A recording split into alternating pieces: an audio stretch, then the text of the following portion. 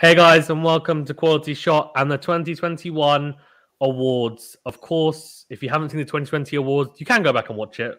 It's quite long though, and I'm not sure if you enjoy it because we're now going to be doing 2021 awards. Don't know why I'm talking about that. Anyway, we've got Ashley from Crust 2.0 and Venu, of course, from Quality Shot as well. How are you both doing? I'm doing well. So it's the second edition, and we've got quite a few categories to get through. So we'll get right into it. I will timestamp the video as well. So you guys watching, subscribers, if you're not subscribed, please do subscribe. Thank you. Can obviously check it out and skip to any categories that you have more interest in as well. So first of all, we'll go through some of the moments of the year. So for those of you who don't know, watching, well, you probably won't, there'll be the best T20 moment of the year, best ODI moment, best test moment, best franchise moment. So that's including obviously IPL, PSL, Big Bash, whatever you want. And funniest moment of the year, as well. So let's start off with T20 International Moment of the Year, or Best Moment of the Year in that format. There's quite a few because it was a T20 World Cup year. Vanu, do you want to start us off? What have you got? You can say a couple if you've got one. Yeah. I'm sorry, guys. I know you're both big Pakistani fans, but the Australians finishing off Pakistan and sending them back. Knocked them out of the tournament. The way Matthew Wade finished that innings was incredible. I think they needed 50 runs at the start of the 17th over. Yep. And they managed to get it with an over to spare. And I think it was aptly Matthew Wade was supported was Stoinis as well. Yeah. But I remember the vivid memory I have is him ramping Shaheen Shah for 6. That was just a ridiculous shot, incredible shot. Yeah. And probably shot of the year, to be fair. That was shot of the year. That was my moment of the year. No, that's fair enough. Asjad, what have you got? Mine is also to do with the T20 World Cup, but it more is to do with the 24th of October when Pakistan absolutely hammered India in a World Cup. So I haven't seen that before in my life. Pakistan have never done it in a World Cup, so I was very, very happy about it. On top of that, the way Pakistan dominated with the bat, winning by 10 wickets against India with the bowling brilliantly as well. You know, Shaheen Afridi picking up 2 wickets in the first 2 overs as well.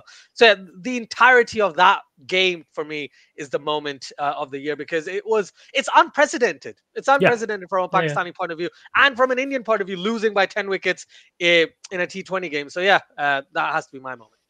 Yeah, I mean, for context, I guess, for people who are not aware, we haven't beaten India in a World Cup until this year. Now. So, as in all World Cups, T20 or ODI World Cups. We've beaten them in the Champions Trophy, but that's not a World Cup. So that's why it was such a significant victory. And the fact that we beat them by 10 wickets, as Asha said, was like incredible. And it probably as well gives a lot of respect to India because the fact that we managed to beat them by such a large margin and the fact that you picked it as a moment says a lot. I've got a few here, other kind of choices as well. Let me know what you guys think. I've got Asif Ali versus Afghanistan. We need 24 off 8, and he blasted us the victory in a very very surprising way because we weren't really expecting it. He did against New Zealand, and he was like an unsung hero in that.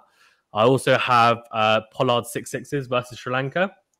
Obviously, managing to get 6 sixes, Benny's like, what the heck? But that was quite impressive, but maybe the context is not amazing considering that it wasn't a World Cup, but still 6 sixes in an over is unbelievable. And I've also got Namibia making the T20 group stages, getting through qualifying, which I thought was really impressive. But for me, the best moment was Shaheen's opening spell against Australia, where it was unbelievably unplayable, that first opening spell, the first couple of overs, where Aaron Finch literally put his front pad down and he was already out LBW. Like the umpire's finger was already up. That's how quick and how fast it's gone. And Mitch Marsh, who obviously played so well in the end in that final, at the start was missing the ball by this much. He was literally putting his bat and he didn't know where the ball was. It was just mesmerizing, that opening spell. But he managed to get through that and then get runs. So like kudos to him. But it was just such a good spell to see. But yeah, I think all the moments are good. We need to stick to one. What do you guys think? Do you guys want to change it? Are you happy to stick with the ones that you had originally? And if so, then I'll make an executive decision. I'm sticking with mine. I'm sticking with mine. The fact that Pakistan were the favourites to win that tournament after the group stages. And No, we weren't. England were. Pakistan and England were. You can't say just Let's put they were the favourites to get to the final, and nobody thought Australia would pull it off, and it did, and it was an incredible moment. Okay, fine. Let's give it to that. You've convinced me. We'll go for Matthew Wade. So heroics against Pakistan brings a tear to my eye, but it's fine. Pakistan had a good tournament, to be fair. So, but it was an incredible moment, nonetheless. And to be fair, it's worth noting that one of the moments will be, of course, Australia winning the World Cup as well. We didn't mention that, but the fact they won it was incredible. So at least it was surprising, wasn't it? Yeah. I mean, but probably that is the biggest upset of the year if we had that as a category. Best ODI moment of the year. I'm happy to go first. I've got a bit of a weird one, but Ireland beating South Africa in July, which I thought was, as I said, there's not much ODI cricket going on, but that was one of them. I thought that was a big step for Ireland beating South Africa, just because they need to rack up types of wins like that to then re-cement themselves and try and push on if they want to become. They are already a test playing nation, but play more tests than they are right now anyway. So they only play 1 or 2 a year, I think it is. Asjad, what did you put? I've got England. Again, a lot of my things are Pakistan associated, like Pakistan related, because that's more fresh in my mind. Pakistan getting hammered by England 3-0 in the ODI series. Because, again, the way England had to bring up a new side completely, like all 11 players or however many there were, completely replacing it in a couple of hours, then playing against Pakistan, who basically came to England kind of prepare for not prepare for the World Cup, but basically, prepare everyone, get all the juices flowing, everyone started to play and stuff. So, and then at the end of that, getting absolutely beaten. I think it was the third game where Pakistan probably gave a bit of fight, but England was outstanding. So for me, the moment, and I know I'm giving a very broad one for me though, but I think the moment is that 3-0 because it was very unexpected. Okay. Yeah, I agree. Venu, what about you? Oh, I'm surprised you guys haven't gone for this. Is Fakhar Zaman's 193 against South Africa? Oh, yeah, of course. No, I missed it. That was incredible. That was this year. Yeah, that was an incredible knock, and we did the watch along. Yeah. Forget that. That's my moment of the year. Yeah, I'm already changing it. That was unbelievable, that knock. Yeah, that was. Yeah. You're right. Yeah. I'm happy to give it to that was a ridiculous knock.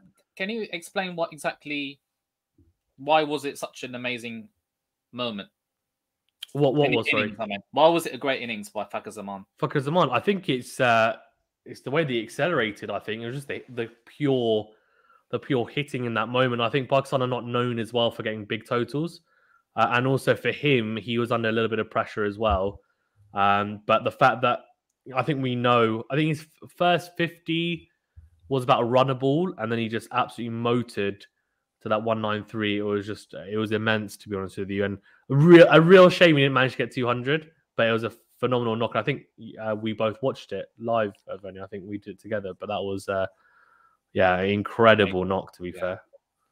They lost by 17 runs, you guys. So yeah, he nearly pulled it off, but great innings. So we've all agreed to that one. I've changed the minds. Yeah, and a losing cause as well, right? Yeah. Yeah.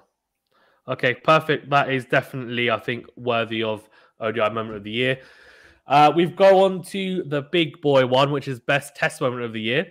I've got a few noted down, but I'll go to you first, Venu. What do you think?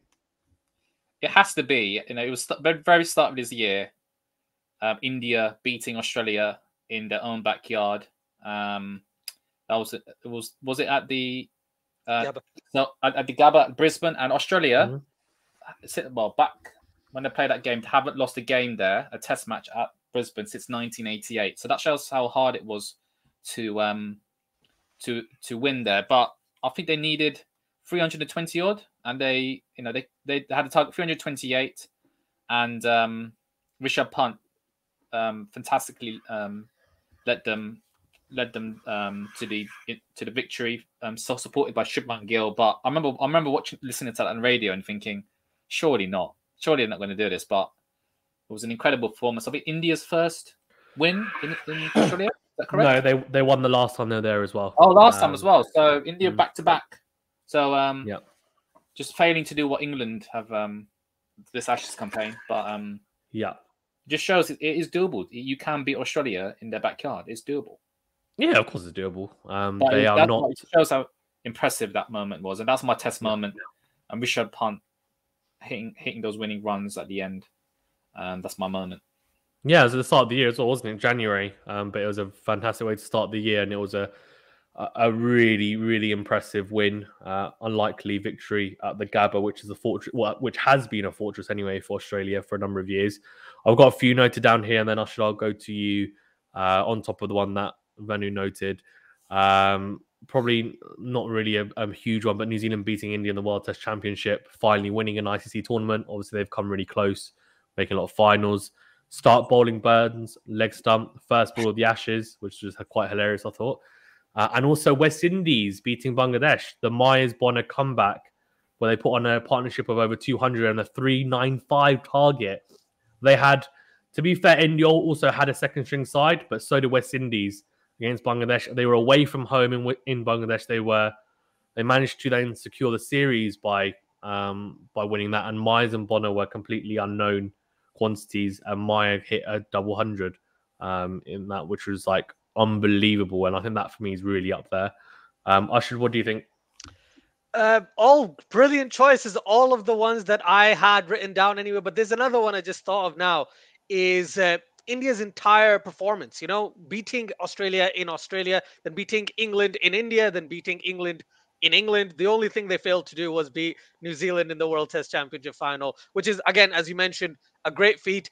I want to talk about the Ashes, because England lost the Ashes in like 11 days, if you include rain and everything and all that good stuff, right? So for me, the moment of the year was going to be Gabba, and it probably will be. But just as an honorable mention, I want to talk about the Ashes, because the way Australia has played is great, but the way England has just crumbled, it's really funny. And I really enjoyed it personally, because I was supporting Australia, and they're doing it. They're doing it. So yeah, kudos to them. Yeah, we could do a whole other podcast, I think, on that, to be fair. So we'll leave that for a review of the Ashes. But yeah, England are in tatters at the moment in the Test arena anyway. But yeah, let's give it to India and the Gabba win. Really impressive win. And as much as it pains me to say, no, I mean, look, kudos to them. Really, really, really impressive win, to be fair. And I'm hoping Australia come and tour Pakistan in March, because that's supposed to be scheduled, and I think we'll whoop them. But anyway, best franchise moment of the year. Asjad, what do you think? I don't think Pakistan's whooping Australia, but all right, okay. At home, yeah. We'll see. We'll see. But yeah, I'm hoping for that, obviously, right? So again, obvious choice for me. I watched the IPL. Chennai Super Kings is my favorite team in the IPL. They won the IPL. They were brilliant. They had 3 bad games in the entire tournament as well, and then winning the final quite easily. You had Ruturaj Gaikwad smashing it all over the place. You had Moeen Ali, a godsend in this year's IPL for the CSK as well. You had Josh Hazlewood. A lot of brilliant performances from CSK. So for me, the best franchise moment is CSK winning their, I believe it's their 4th IPL championship. But honorable mention, Multan Sultans and PSL and Mohammad Rizwan's amazingness, right, over the course of this entire year in T20s. I know you said just franchise, but if you look at T20s as a whole, he was just outstanding. So yeah, but personally, CSK all the way. Okay, Venu? Yeah, I agree with Asjad. I actually put down CSK as well. There were how many wins? Four championships, right? Championship. 4. And I think the media called him the Dad's Army. You had Dhoni, yeah, they did. Yeah, Pat du Plessis, who played very well in that final. I think scored a lot of runs as well. Yeah. IPL, but yeah, just very impressive win for CSK. So that's my franchise moment. And remember, it was postponed, wasn't it? So they originally played in April, and then moved it to October. Yeah, just before the World Cup. Yeah. So amongst all the chaos and having tournaments in 2 separate times of the year, I think CSK did very well there. Yeah, I'm happy to give it. I mean, obviously, you guys know I don't watch the IPL, but I know what was happening, and I know that they were really impressive. So, Let's give it to them. So well played to CSK. They get best franchise moment of the year for winning the IPL. Funniest moment of the year. Asjad, I'll go to you first. Again, I couldn't think of any funny moments, but just when I watched this match, I felt like it was hilarious that there's a bowler called Akila Dhananjaya, gets a hat trick in 1 over, and then comes back and gets smashed for 6 sixes. So for me, that was pretty funny. No, What? yeah, I've What never happened? seen that happen in a match. Huh? Yeah. What happened? That was Pollard against Pollard. So in Yeah, that match where Pollard hit 6 sixes, he got a hat trick earlier in the match, then got hit for 6 sixes in the same Yeah. match. Oh, that's pretty funny. Literally the next over. Literally the next Yeah. over. He bowls to Pollard, and Pollard smashes him for 6 sixes. So yeah. Yeah. No. That's hilarious. Venu, what about you? I don't know. I think it's all fresh in our minds. It's just England's batting's been hilarious, hasn't it? I'm not sure it's a funny moment. And Rory Burns getting bowled first ball of the Ashes, that's pretty funny, looking back at it. Joe Root getting smashed in the box by Mitchell Stark after he got hit in the abdomen. Oh, and it's like... Abdomen, yeah. I'm not sure if that's funny, but... yeah, just, in the groin. You can just laugh at it, can't you? It's just been a laughing stock. Yeah, I feel like Venu's really angry about England. I'm angry. Right, So I think Ash's example is probably funnier. I've got funny moments on the field. There must have been some funny moments in the field. I mean, there's a few with England and Sri Lanka. Dick Weller and Root. Oh, Dick Weller. Dick Weller is hilarious behind the stumps. Yep. Oh, he asked Ollie Pope if he could give him batting lessons. I think it was hilarious. It wasn't Ollie Pope. It was. It's like reverse. It's like reverse sledging. It's hilarious. But yeah, some really, really like weird bits going on. Quite funny. I've also got here, which to be fair is a bit of a nick from the Great Cricketer, but the interview. But obviously it happened on the field. We didn't really hear it because of stump mic. But is Matthew Wade telling Stoinis, they're scared, we're calm, and just they're like the way that he retold how Matthew Wade was talking to him, like when they were running between the wickets in the T20 World Cup, was just absolutely hilarious. So that's what I noted down because it made me crack up so much the way that he described Matthew Wade. But yeah, happy to go with whatever. To be fair, Venu, what are you both going with? Are you sticking to? I think I like your Fizan, your mention of Dick Weller's chirping behind the stumps. It was hilarious. And it's quite clever as well. It wasn't nothing untowards, nothing abusive, but just him asking Joe Root, "Can I have one of your bats?" That's pretty funny. Yeah, can I have one of your bats? Yeah, exactly. Like he doesn't get enough bats. Hilarious. Yeah, fine. We'll go with that. We'll go with the chirping from Sri Lanka to England. But Asjad, your example was pretty hilarious, to be fair. But I don't want to make Venu too upset by giving it that. No, I'm joking. I'm joking. Right, let's go on to the T20 the T20 Player of the Year and T20 Most Disappointing Player. You know, I love giving out Most Disappointing Player of the Year. Let's go to T20 Player of the Year. I'm going to go first because I have to. Because I've got a really strong case. Ashd's probably going to go for the same one. It's got to be Mohammad Rizwan. It has to be Mohammad Rizwan. I've gone for him as well. Yeah, I mean, to be fair, I think obviously I said T20 and in T20 International he's got the most runs, but overall I think in T20 and just T20 in general cricket, he's scored over 2,000 runs, which is like a record. It's just unbelievable.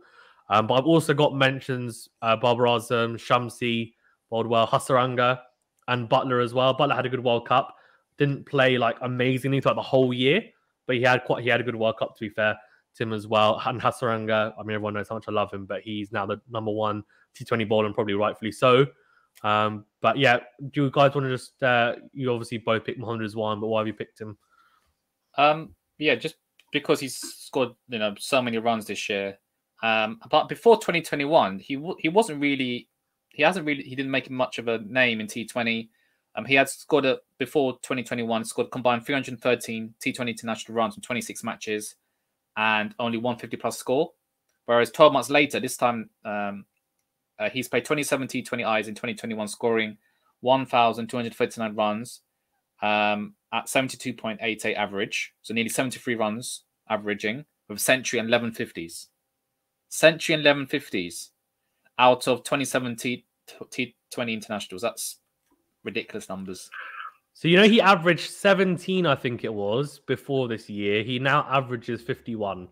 I mean, ridiculous. I mean, So just want to also add on to what Venu said. I think you forgot the last game Pakistan played against West Indies because he's actually scored 1,326 now. So he has another 50 onto it. So that's 12 50s this year with an average of 73, whatever you said. So on top of that, a strike rate above 130 as well, opening up. And if you listen to Rizwan's interview, he was like, well, I just play my game because I know the best batsman in the world is batting next to me, which is shocking, isn't it? We're not talking about Babar Azam, who scored almost 900 or whatever runs this year as well. All right. But Mohammad Rizwan has just been brilliant in every, like, Fazan, we have at least 3 videos combined on both of our channels talking about why Rizwan shouldn't be selected, or, oh, can Rizwan work as a T20 player? It is. Yeah. So to open, right? We didn't think he could open. Yeah. Exactly. And as an opener, he's done an outstanding job. I think his, it was genuinely in New Zealand back last year in December where his opening stint kind of started. And he had a really good third T20 or second T20. I can't remember exactly. I think it was the third one. And then from that point onwards, he just hasn't stopped. 1,300 runs with 2,000 T20 runs the entire year. Nobody has scored 2,000 T20 runs in a year. Not even Chris Gale. Right, Chris Gale was like 1,960 or something like that. Like not even Chris Gale. It's brilliant. So yeah, he was absolutely just, words can't describe how well Mohammad Rizwan played this year. The acceleration he did as well. If you know, like one of the biggest issues with Rizwan was he's not a power hitter. Look at his last 5 overs whenever he bats. He's like striking above 209 nowadays, right? It's fantastic. So yeah, very, very impressive.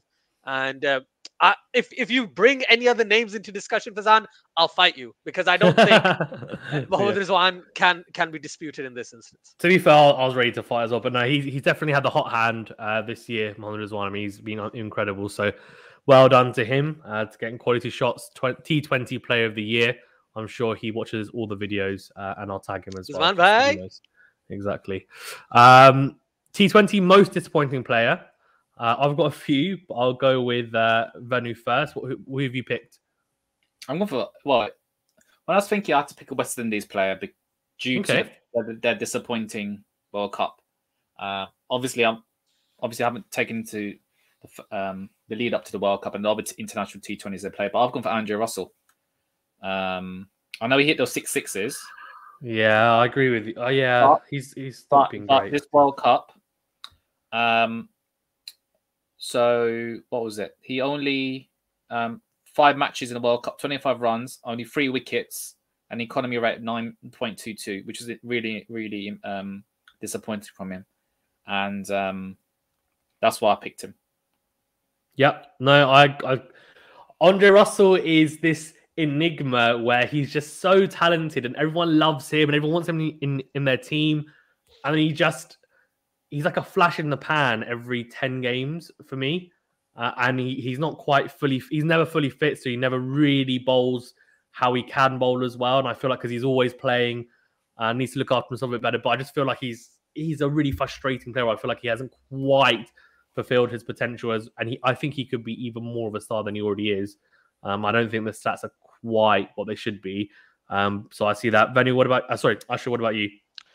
I understand where Venu's coming from. I actually have to go with a couple of Bangladesh players. Afif Hussain, who had a lot of potential. A guy who was basically Asif Ali, but for Bangladesh, right? That's what everyone was calling him. That, oh, he's coming in. He's going to come in at number 5, 6, or 7 and just bash from the beginning.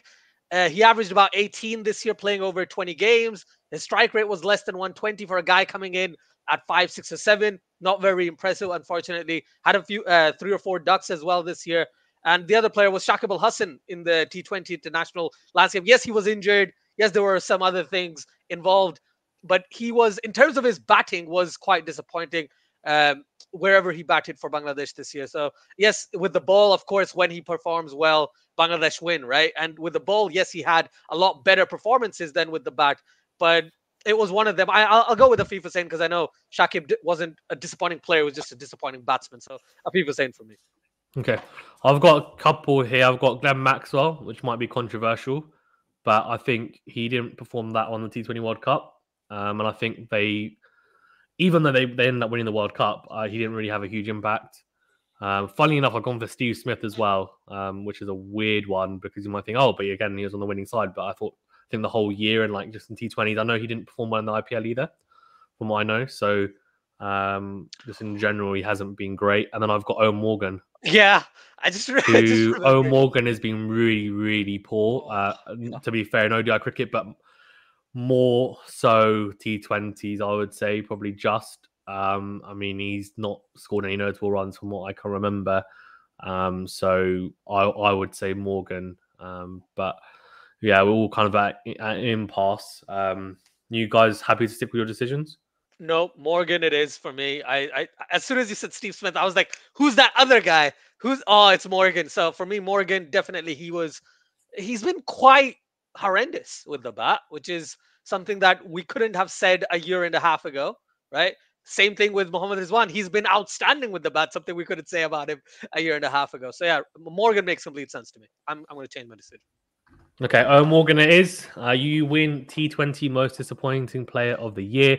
I'm sure he will be really, really happy to get that award. I'm sure he won't hate me whatsoever. Probably won't care. ODI Player of the Year. Let's go for that. Asjad, I'll go with you first.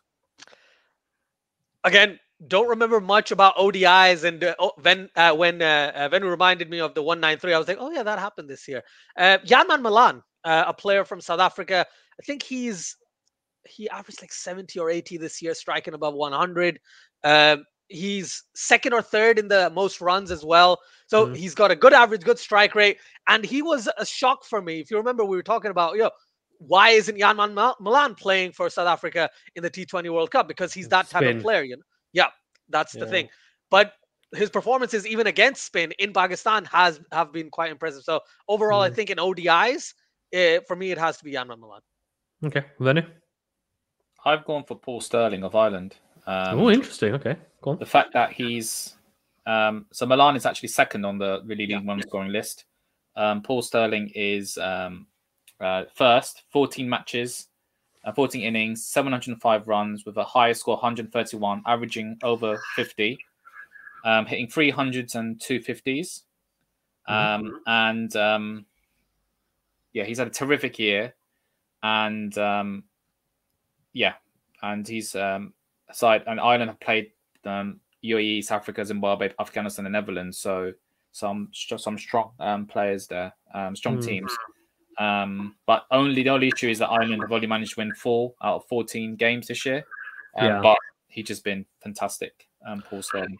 Where's Barbara Azam on the list? He's the number 1 batsman in ODI cricket. You mean the leading most runs this year? Yeah, I mean, number 7 or number 8? We haven't played much. Yeah. What's his average like? He's averaging 67. I mean, I put down Barbara Azam. I mean, it's a bit of a really, I guess, obvious answer because he's the number 1 player in ODIs. But I mean, I'm happy to go with Paul Sterling or Yanman Malan as well. To be fair, I mean, Pakistan haven't played a huge amount of ODI cricket, so it's not really 67 is fine. But he's probably only played 8 games or something. Venu, not many, I'd imagine. Yeah, same with Yanman Malan as well. Both of them played about 8 games. The good thing about Babar Azam's year was the fact that he was striking above 100 in ODIs. Something you don't really see from him as well. He finished off some games quite nicely, to be fair to him as well. But let's go to Paul Sterling. I'm happy to, if you guys are. I mean, look, it's a bit of... Asjad's not happy about it. He's not happy about it. Venu, what do you think? Do you want Paul Sterling? Okay, I'll go with him. You outvoted. Sorry, Asjad. I just think. Look, I mean, obviously, that's why I'm here. It's a bit of a left field. It's a bit of a left field decision. But I think my only case is okay, is the teams they've played against Ireland have not been are not as good as South Africa playing Pakistan or whoever else they played in ODIs, Sri Lanka, if I'm not wrong. But that's my only... You can only play who's in front of you, to be fair. Yeah, that's the thing. So I'm okay with Sterling, but look at the average as well. Yanman Malan has an average of 84. He's only played half the games and scored 509 runs. But I'm happy with Sterling. Paul Sterling wins ODI Player of the Year. A little asterisk there just to say that obviously not a lot of ODI cricket played. and not a huge amount of importance on it this year because of the T20 World Cup. I'm assuming the same will be in 2022, to be fair as well. ODI most disappointing player? Asjad, who have you put? ODI most disappointing. Come back to me because I've got a couple. Venu, who have you got? I wasn't too sure of this one, to be honest. Who have you put? I put Owen Morgan. But I just really hate. It seems like I really hate Owen Morgan, but I don't hate Owen Morgan. It's just he's just been really poor. Like with the bat. I mean, we're talking about player, not just I mean, if it was captain, if captain was part of it, then obviously he wouldn't be there because he's a really good captain. But as just looking at him as just from his performance as a batsman, he's been really poor again. I don't think he's really done much. But then in saying that, there hasn't been a lot of ODI cricket played. So, yeah, don't know what you guys think. This is the thing. Morgan makes complete sense. ODIs are something that I've completely taken out of my mind this year. So yeah, that's the disappointing thing. You could talk about Mohammad Rizwan. He hasn't had the best time. If I look at Pakistan in ODIs, look at how well he's done in T20s or in Tests. That's true. He's disappointing if you compare it to that. So he hasn't quite managed to make it click yet, has he? In ODIs, whereas in Tests and T20s he has. Yeah. Well, thing is, Fazan. Yeah. Owen Morgan's only played 3 ODIs this.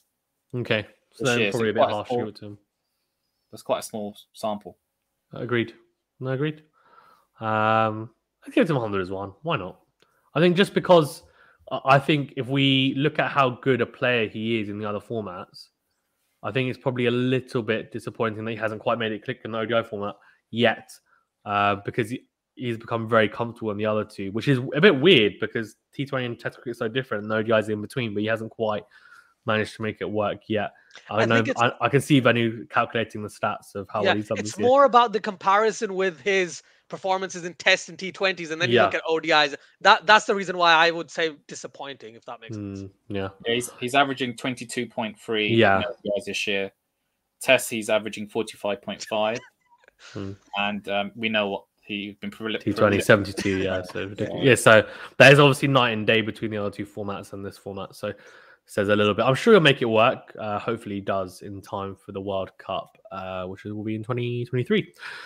Test Player of the Year. These are going to be the interesting ones now. Test Player of the Year. Let's go with Venu. What have you got? So as a Sri Lankan, I've gone for the captain, Dimuth Karunaratne. He's been fantastic. He has had a fantastic year. He's on 902 runs in 7 matches at just shy of 70 with 4 centuries this year. I think, is he second after Joe Root in terms of most runs this year? I don't think so. He's in the top 3. He is in the top 3. Yeah, he's in the top 3. Well, to be fair, Joe Root's played about 100 matches, so yeah, he has.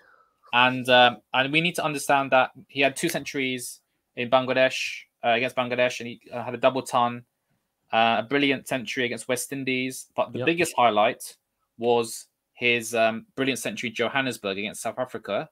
It was in a losing cause, but impressive it was away. He managed to get 103 of 128 deliveries in the 4th innings, but and to put that into perspective, Sri Lanka were bowled up for 211, and no other batter managed to score 40 in his side. So that's how class his ton was. And but South Africa did win by 10 wickets in the end. But I just giving it to Karunaratne of Sri Lanka. No, he's in the running for Test Player of the Year from the ICC Awards. I think it's himself, Roots. There's 2 others who I've completely forgotten. Ashwin and I've forgotten who the other one is. Maybe you guys can help me, but if not, it's fine. I've got here as mentions Joe Root and Pat Cummins, just because I absolutely love Pat Cummins, and whoever's listened to me doing watch-alongs knows that I just completely waxed lyrical about him, left, right, and centre, about how good a bowler he is, and mainly because I've had Jared Kimber on, and he basically explained to me that he is just a phenomenal bowler, and he's the only bowler at the moment who can bowl wobble seam. I'm picked up from Mohammad Asif, but wobble seam in the most consistent way at that pace, which is why it makes him the best bowler around, apparently. Wobble seam, not accidentally. That's the not accidentally. Yeah, it's not accidentally. That's the thing, right? It's not accidental. He's got control, and he's that is the right word, control, and he also bowls at 140 clicks. So he's almost unplayable at times, and we've seen that in the Ashes series so far. Asjad, who have you put? So you went with Joe Root and slash Pat Cummins. So I just want to throw a spanner in the works. Ravichandran Ashwin with 52 wickets this year, right? You could talk about Akshar Patel with 36 in 5 games. You could talk about Shaheen Afridi, Hassan Ali as well. All bowlers, I must add that, right? But they've had a sensational year. So I'm going to go with Ravichandran Ashwin. I was going to say Root if you didn't say Root already, but I think Ravichandran Ashwin had a phenomenal year wherever he played. I think in Australia he wasn't as impressive, but he was still impressive. He got more wickets than Lyon, didn't he? Which was really good from an Indian perspective. So yeah, I'm going to say Ashwin, but I know we're going to concede on Root at the end anyway. So I'm going to go Ashwin. Venu, what do you think? I think I might change my mind and go with Ashwin just to pick a bowler. He's and a spinner as well. But I would have said Joe Root has had a prolific year, but yeah, the last month has been. But that's a bit harsh. I mean, he's had a ridiculous year. I think I feel bad not to give him 4 games out of like 15. They have, but that kind of says it all. The fact that he's managed to score that many runs in what has been a complete shit show of a team. I mean, and he's captain as well, so he's managed to actually keep it together and score that many runs in a crap team, which I think is. It's pretty impressive. I think it's easier to be impressive in a bad team than but not score that many runs though. He's scored. I'm trying to compare it to Viv Richards when he scored the 17-10, or when Mohammad Yusuf scored 17-7. No, I know, but we're not comparing it to them. We're comparing him to the rest of the mere mortals of this year. And I think, to be fair, I gotta go Ashwin personally. I think even though Root was fantastic, I gotta stick with Ashwin. I think. Ashwin hates England. No, I loved Joe Root this year. He was sensational, like genuinely. He was outstanding. But I think just because of the fact that he wasn't able to help England win that many games, that's the big deal for me. But how much more can he do? Like, I mean, he would literally need to have scored like 3,400. He would have need to have scored about double the amount of runs. Literally, that's literally, look at the rest of what. So Joe Root averages 60 this year. Yeah, and then it's Burns averages like 29 or 30 or 29, something. and then their third highest scorer this year is extras. That's ridiculous. Like, it was unbelievable. So 1,700 runs Root. I think it's 500 runs Burns, and everyone else. And then 440 is extras. Or something. Yeah. Anyway. Actually, I'm going to change my mind. I'm going to go with you, Fizan. Joe Root. Yeah, I do it. Yeah. That's fine. I'm happy with that. Yeah. Joe Root was brilliant. He was amazing. He has been brilliant. I can't really argue it. Yeah. The hundreds he scored in Sri Lanka and India is one of the best displays of batting and spin in spinning conditions I've ever seen. Like, unbelievable, genuinely. He's got 6 centuries in a year. That's no small feat. So look, I mean, he's played a lot of matches. I mean, we knew that he would get close to Mohammad Yusuf's record at the start of the year when he started banging hundreds for fun, because they had so many, and they've played 17 matches this year or 19. But I mean, look, he's been incredible, and some of those hundreds were chanceless hundreds where there were no way that he could have got out. There wasn't like a drop catch here and poor keeping or poor fielding. It wasn't. It was just he didn't give the opposition a single chance. So I'll give it. Yeah, I think he rightfully gets Test Player of the Year. But look, I completely understand why Kaneratne had a phenomenal year, and that's why he's up for it. And same with Ashwin as well. I don't know who the 4th player is, but anyway, I don't think it's Pat Cummins. Anyway, most disappointing Test player. Carl Jamieson. Yes, I mean, honourable mentions Carl Jamieson. He's had a phenomenal year as well. And actually, he might be potentially maybe the Breakout Player of the Year, but I didn't put him down. But I guess that's someone we could talk about. Most disappointing Test Player of the Year.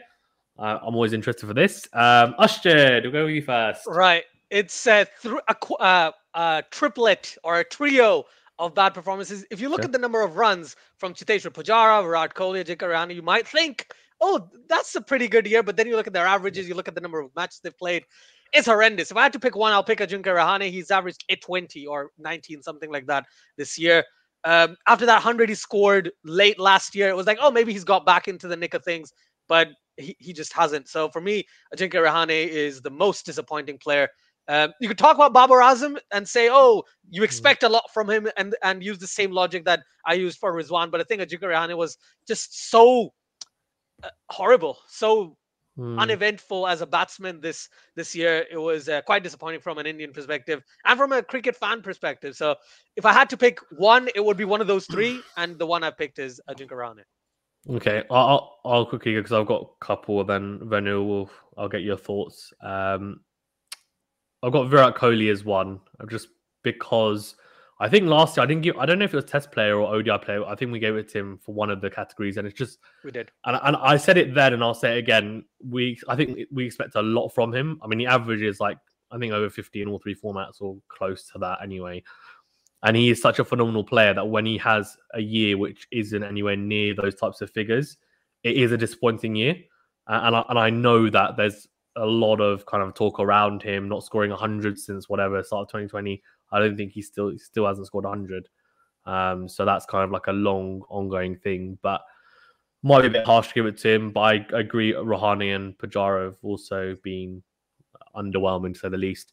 Marcus Harris as well. I mean, he got away with it a little bit because he scored a 50 recently, but before that, I mean, he was averaging like 9 for about a year. I mean, he's been horrific, Marcus Harris. He's been so poor. Very, very lucky that he got runs in that match because and lucky that Australia are winning, to be fair. And then you can look at really all the England batsmen bar Root and just say they've all been poor. So, yeah, I don't know. Venu, what do you think? Yeah, I think those are some good mentions there. I've gone for the England batsman, Rory Burns. The fact that he was England's second leading run scorer this year and getting dropped in the third test match is disappointing.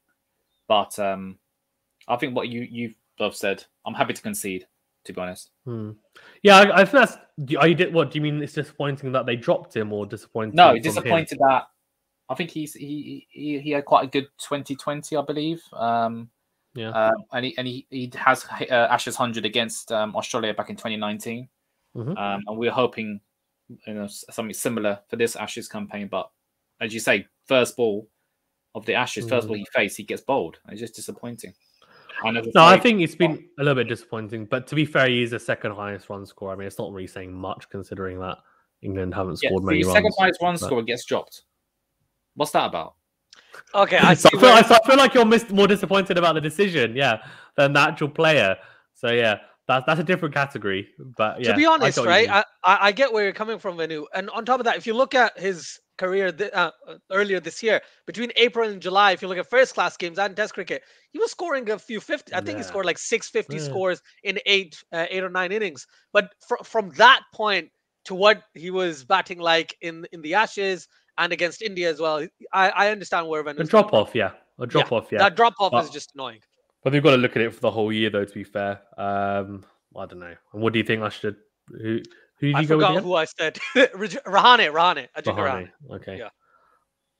Oh, it doesn't mean Rahane. Any of the Burns, three whatever. Indians, right? Any of the three. We can go with Rahane. That's fine. I mean, I'm fine with that. I think Rahane's not. Rahane's definitely lucky to be in the side. For sure. I think today's match he played a silly shot, didn't he, to get out? Yeah, got out. Yeah, I mean, look, it's interesting. Like this is definitely a topic for another video. But I was thinking when we were talking about in the group about Vihari and other players, and I was thinking, obviously Kohli should be in the side. I mean, he's phenomenal. But Kohli, Pujara, and Rahane have taken up the 3, 4, 5 spot for so many years. That what that's going to mean is that there's going to be a huge void in that team when they leave, and they'll probably all leave at relatively similar times.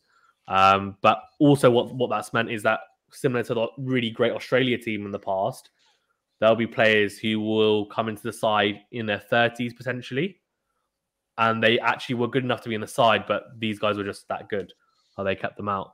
Like, for example, Mike Hussey, who started his career really late compared to others. But yeah, just interesting note. Scott Boland right now, by the way. Yeah, Scott Boland. Obviously, was it Pattinson retired? Yeah. Australian quick. I mean, he might be thinking, "Oh, why did I retire now? I could have played this Ashes." But look, I mean, he didn't play for years, and he's a really, really good bowler, to say the least. But yeah, cool. Most disappointing player of the year goes to Rahane. Okay, let's go on to the women's section. Women's player of the year. Venu, who have you put? I put down Dani Van Niekerk.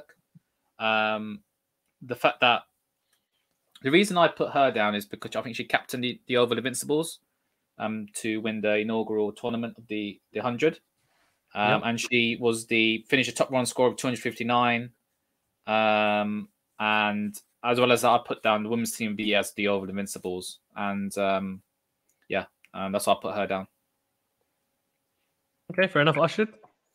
Again, as everyone might know, I don't follow women's cricket as much, but I did a bit of research only for you, Fazan, only for you, and learning a few more things. So Lizelle Lee of South Africa, she's been outstanding this year, be it in limited overs cricket, be it ODI or Test or whatever, T20, sorry. So she's one of the big contenders for me. And then the second player was Anisa Mohammed from West Indies. She's bowled really well this year. Again, I've looked more at T20s and ODIs because I think not many test matches were played anyway this year, were they? So I tried to concentrate on both of those. So Lizelle Lee was in the top 10 run getters in ODIs and in T20s. So I'll probably have to give it to her from South Africa. And for that reason, my women's team of the year is also South Africa, who have been impressive away from home, been impressive at home, thrashed Pakistan in Pakistan. I don't think they lost any bilateral series this year as well. So for me, again, it's not England, Australia, or India, but it's the only team outside of the top three that has performed really, really exceptionally well in this year for women's cricket. No, that's fair. I've got a note here as well about Beth Mooney. I think she's had quite a good year, if I'm not mistaken, for Australia. But I'm happy to go with one of your picks. Yeah, I mean, I'm happy to maybe go with if we go with who's your pick after the South African? Lizelle Lee.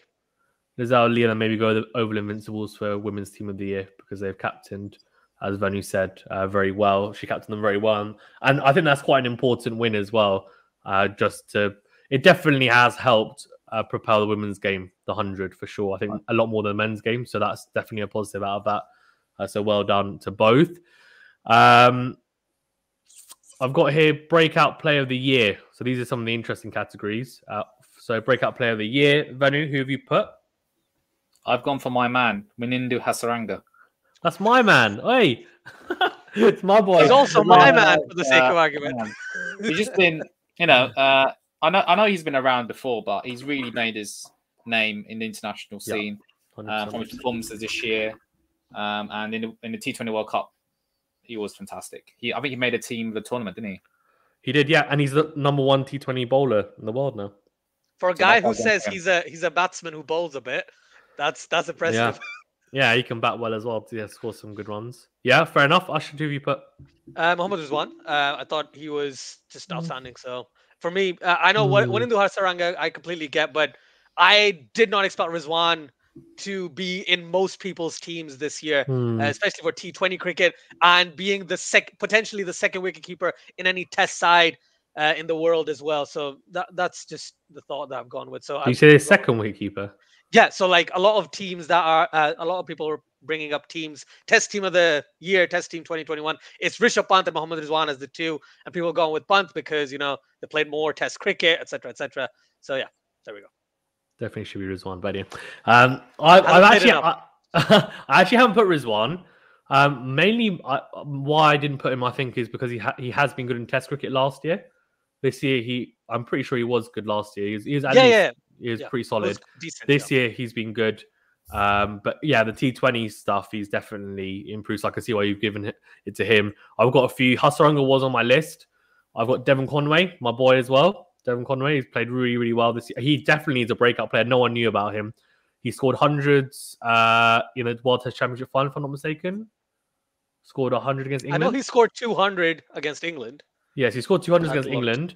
So one was on his debut. He also has done one on the T20 scene as well. I mean, probably that harmed Australia when he punched his bat and then broke his finger because, that was a big, big blow. But he's done really well on the T20 scene. Broke through against, it was West Indies, I want to say, and scored a lot of runs in the T20 scene, and also now is a fixture in the ODI side. So he's broken into all three formats this year, which to me is what the definition of a breakout player of the year is. I've also put as a note Asalanka, but I think that's a bit more. Great. That's a bit more of a. I mean, he's broken through into the T20 format, but is it premature to say he's break? I don't know, but I think he definitely had a really good tournament. Yeah, thoughts? Asalanka's a good shout, Fazan. Yeah, okay. But who's your breakout? I think Devon Conway. Devon Conway makes sense. Yeah. Yeah, I agree with Devon Conway. Yeah, Devon Conway. Yeah, Happy to I mean, concede broke and into gone all with. 3 formats, and he's been phenomenal, to be fair. So yeah, Devin Conway, my boy, I'll tag you. He has viewed my stories before, so hopefully he follows me on Instagram. Best young player of the year 2021. Usher, will go with you first. Shaheen Afridi. He's still young. He's Yeah. 21. Again, you might say, Yeah. oh, like the restriction or the criteria was 23 and under, right? If it's young. So he's 21. He's been fantastic. He's the second highest wicket taker in tests. He's in the top for T20s as well. Whenever he's played, he shows that energy as well. That's really important. On top of that, he's been crowned as the captain of the Lahore Columbus team as well. So for me, he's just been outstanding. If you count in young players, I think Shaheen Shah Afridi has been wonderful. So Yeah, Venu? Oh yeah, same. Likewise. And I think my memories of this year will be that opening spell against Australia, where Unbelievable. me, it's the India one. But yeah, he was unplayable, man. At least 3 times in this T20 World Cup. Yeah, unbelievable. First over. And he's broken into the top 3 of the test bowlers as well. Yeah, he's taken 47 wickets this year, and that's pretty good feat considering he's a pace bowler. So in Pakistan, yeah. Yeah, so that's, I think. Yeah, no, that's fair enough. I've put second on the list of this year. Is he okay? Ashwin's number 1. He's taken 52 wickets, but Shaheen Shah's taken 47. And he must have played less matches, though, right? Sorry, he must have played less matches. No, actually, because you played more. No, they played the same matches, but Ashwin has bowled nearly 90 more overs. Okay, well, that's fair enough. He's a spinner. He's a spinner, yeah. Yeah. I put Shaheen was on my list. I also put Mujeeb. I think Mujeeb's been unbelievable. Mainly because for the next category, I've got Shaheen in my list, which is why I wanted to leave him. But we'll see. We'll discuss that. And then Noor Ahmed as well, the left arm wrist spinner for Afghanistan. He broke through in the PSL, and he's been quite cool. So maybe that should have been Breakout Player of the Year. But yeah, I'm happy to go with Shaheen if that's what you guys want to go with. Obviously, he's phenomenal. I think it's a bit unfair to put him in the Young Player of the Year category. It's almost like like sometimes you just add a criteria, Faizan. I know. But as in, like, you just chuck someone in. It's just like he's always going to win it. Like there's not many players that are that good, like under the age of 23. But he's just that good. Like, it's just unbelievable. But yeah, fine. Let's go to Shaheen. Yeah, phenomenal player. Right, the big one. Best all format player 2021. I'll go first because obviously I think I've kind of given it away. But I think Shaheen has been that good. I genuinely think he's been that good in all formats. And it's an all format player, right? So it has to be someone who plays all 3 formats, and he's been good in all 3 formats. I also have a note here, Babar Azam, just because like he's the number 1 white ball player in ODIs and T20s. He's been really good in those. Test cricket, he's not been as good. But I think he's been good enough to be in the running. Should he win it or not? I don't know. I've also got a note, David Warner, but I don't know if he's played enough cricket in general this year for the ODI stuff as well. But he had a really good T20 World Cup. And also in the test run, he's been pretty good. It's hard because obviously people like Joe Root, they don't play T20, so you can't give them the best all format player, really. So I'm trying to, I've kind of made my thinking like that, but I'm sure there's other players that I've missed. Venu, who have you put? Babar Azam. Okay. But I'm tempted. I'm happy to be swayed to Shaheen Shah Afridi if we need to. But Babar Azam has been good. But we always tend to pick a batter. But Shaheen Shah has been fantastic this year. Yeah, Oh, shit. Oh, sorry, Graham. Yeah? Yeah, go. Should I go? I was going to talk about Devin Conway, but we already talked about Devin Conway earlier, didn't we? So... yeah, I'm happy with Shaheen Afridi. I'm okay with that. Okay. Young Player of the Year, all format Player of the Year. I'm happy with Shaheen Afridi getting both of those because he has been that good, right? He has been that good, yeah. It's there's loads of stats about Shaheen Shah's performances this year. Same with Rizwan, same with Babar Azam. Unfortunately, the testing kind of just puts him one level below Shaheen for me. That's why I'll go with Shaheen Shah Afridi.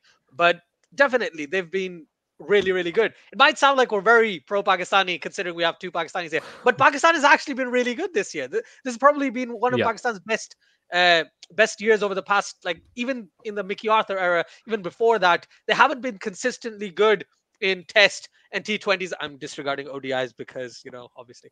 But Shaheen Afridi has been genuinely very, very good. And I'm happy with us going with him for the all-format player of the year. Yeah, I think we only lost 2 Test matches this year. Could be wrong. But I think it's only 2 Test matches. Obviously, did really well in the World Cup until Australia, did what Australia can do. Really, really good win. But yeah, happy to see what Shaheen Afridi is the best all-format player of 2021. I just think, I guess, with India, if some of the Indian players had a really good T20 World Cup, then they might be in the running. KL Rahul would have been. KL Rahul or Rohit Sharma would have been. Yeah, they would be in the running. They would be in the running if they'd got through the group stages. Devon Conway definitely a choice as well. But yeah, happy to give it to Shaheen. I think rightfully so.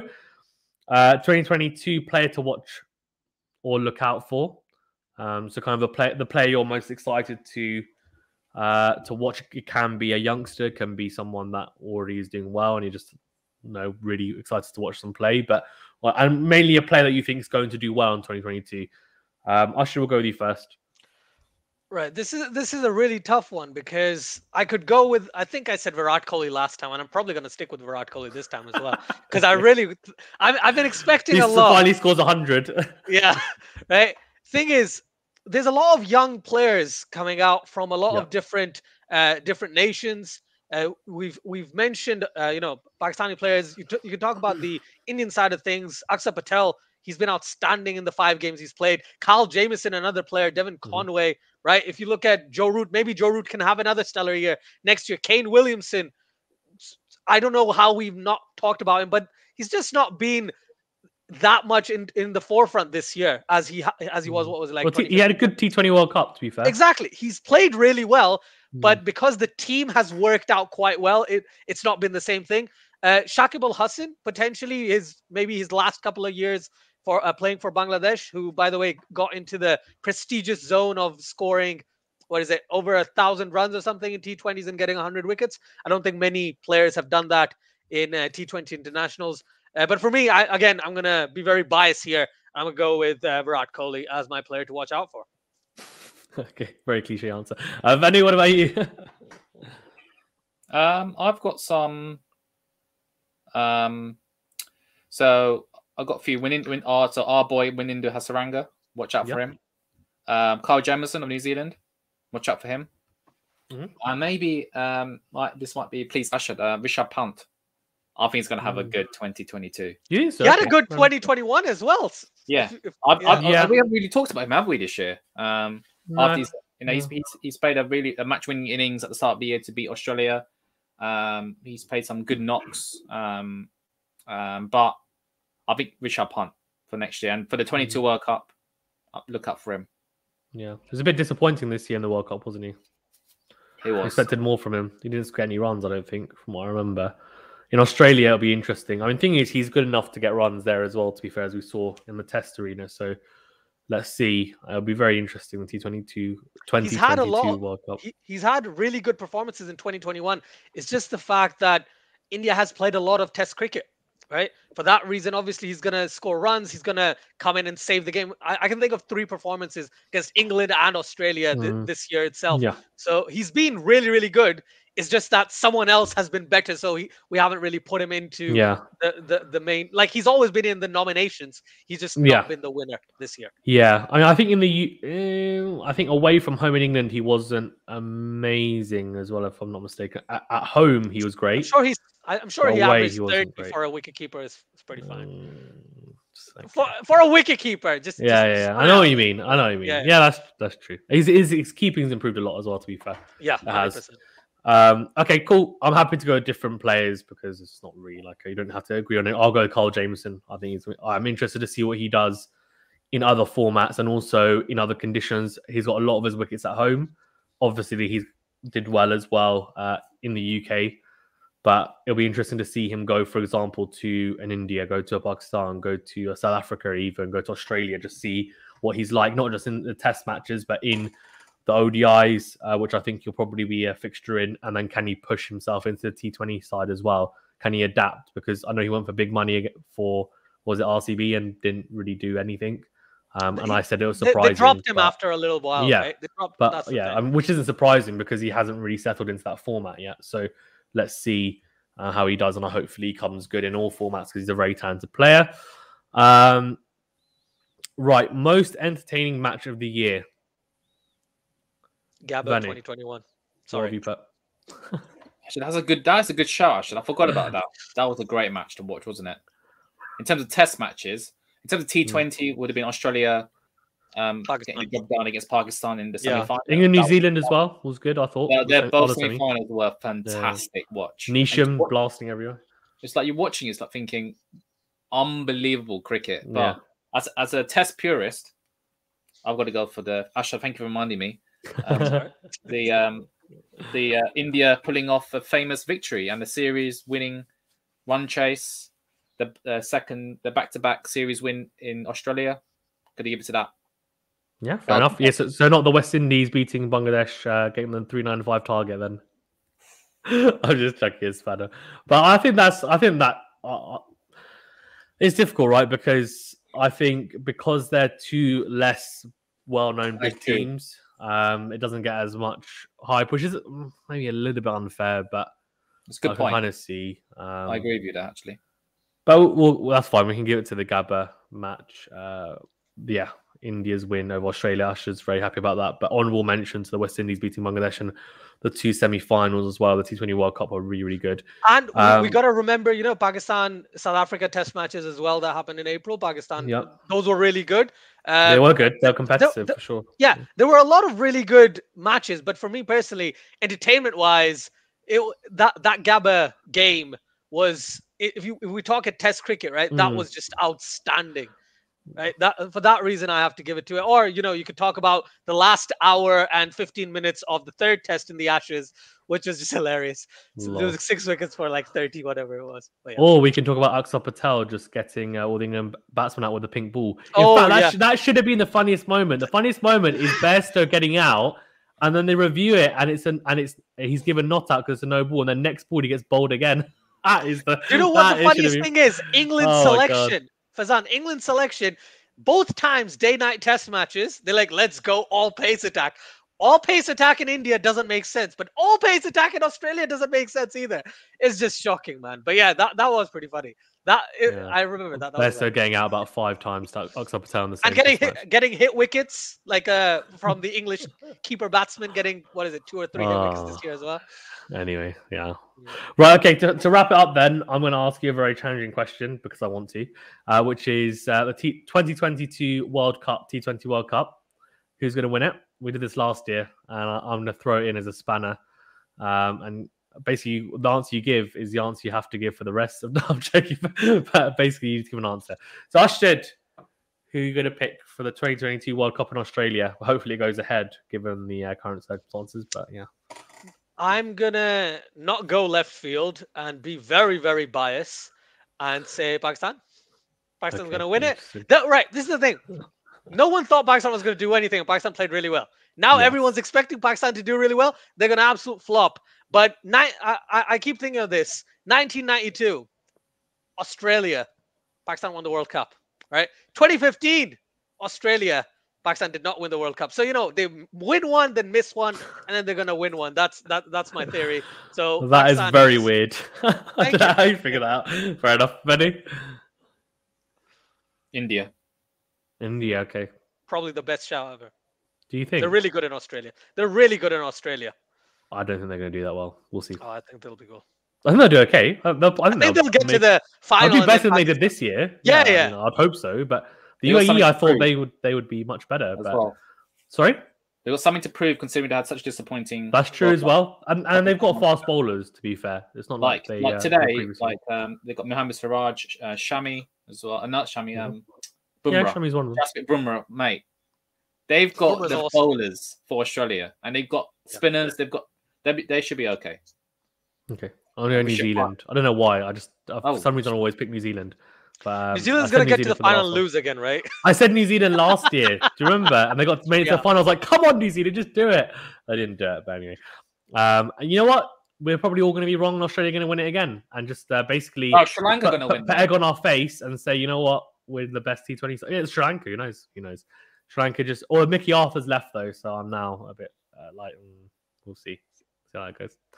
Anyway, anything to wrap up on before we wrap up ourselves, even? Thank you for having us on, Fazan. Always a pleasure. For everyone watching, please like, subscribe, and share this video to everyone you know, even if they don't like cricket, and ask them to like the video because it really helps the algorithm. That's exactly. It really does. Venu, what about you? No, it's been a fantastic year of cricket. Was hoping England would do slightly better in the Ashes, but oh well. Good thing I didn't go. I was planning to go to this tour, but with COVID, I didn't go.